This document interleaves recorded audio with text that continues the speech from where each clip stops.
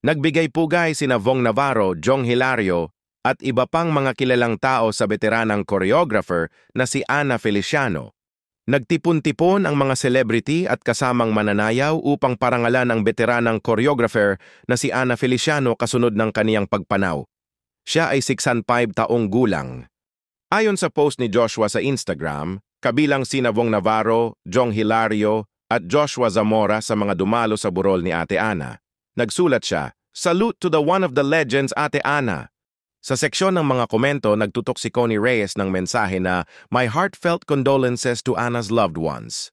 Nagkomento rin si Gary Valenciano at sinabi, "Grabe shocker too when I found out. Condolence to Mel and family."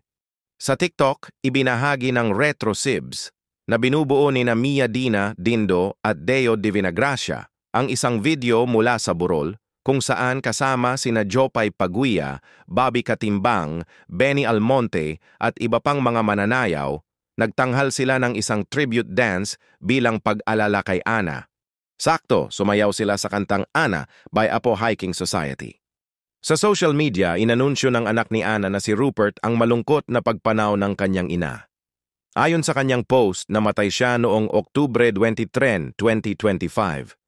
Ipinanganak noong Nobyembre 7, 1959, kilala si Ana sa kanyang sining at choreography na madalas na itinatampok sa mga noontime variety show.